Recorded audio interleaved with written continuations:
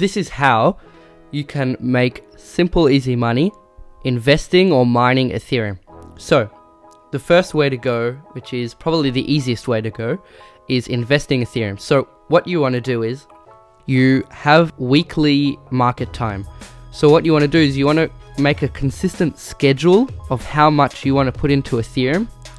And with that, you want to time the market as it drops. So when you see a drop in Ethereum, which is what happened today, it went from $344 US down to 289. I saw it drop, and I saw it when it was about $292, and I put in $50 into Ethereum to invest, and then the price went straight back up, and within the course of a few hours I had made an instant gain. So that's one way of investing in Ethereum. Now, the second way of investing in Ethereum is mining. So I am mining with a 7950. This is a relatively old card. It's from 2012, but it's pushing about 14.2 mega hashes, which I've made 0.05 Ethereum within the course of a week. So that's 25 Aussie dollars. I'm not sure about American dollars.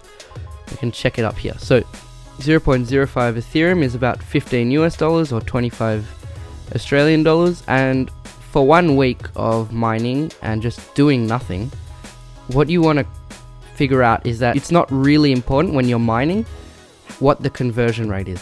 What you want to think about is, I'm getting this Ethereum now, I'm going to keep it, and what is it going to be worth in, let's say, a year or down the road? Because I was playing around with Bitcoin when it first started out. I never invested in it, but I was using faucets. What happened was, back then I had accumulated about 20 cents worth of Bitcoin. This was back in like 2013. And just from using faucets, basically doing nothing, and now that 20 cents turned into $5. So what you could be doing here is, it's 0.05 Ethereum, but in the long run, Ethereum could rise in price, and your 15 US dollars worth of Ethereum just turned into like 100. So what you want to be mining for is not to sell it off, but to keep it and hold it for the long run. Now, this is a relatively good way of doing stuff. I really encourage you to do your research first. That's the most important advice. Do your research first, and probably what you've heard from everyone else is, don't put in money that you can't afford to lose. You have to be a bit risky, but don't put in money that you can't lose. What Ethereum could be is what some people are saying. Ethereum could be a bubble. Nobody knows. It could pop at any moment. Today, the price went down a bit, and people started getting panicky and they started selling. And when people do that, you want to feed on that. You want to buy when other people are panicking. But Ethereum could pop. So many ICOs, which are initial coin offering, which is what happened here really.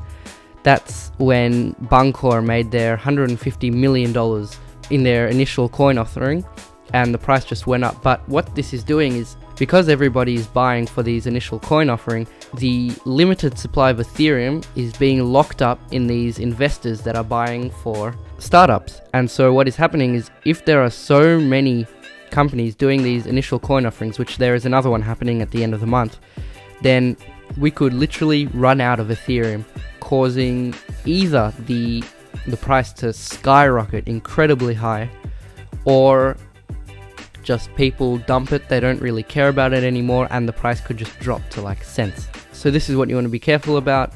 I think Ethereum is backed by a lot of great things. Microsoft is developing applications on it, and what you need to think about, basically those last points. Don't lose what you can't afford. Try and time the market sort of right, but don't go and splurge. Don't think, oh, I found the massive dip and now I'm going to put like $1,000 into it, of which you would normally only put about $50 a week. So put a limit on your exchange account of how much you can do per week, and be sensible about it. This is my advice. My name is Giddy Siegel. I hope I helped. Leave some comments down below. Tell me what you think, and what do you think the future is going to be for Ethereum.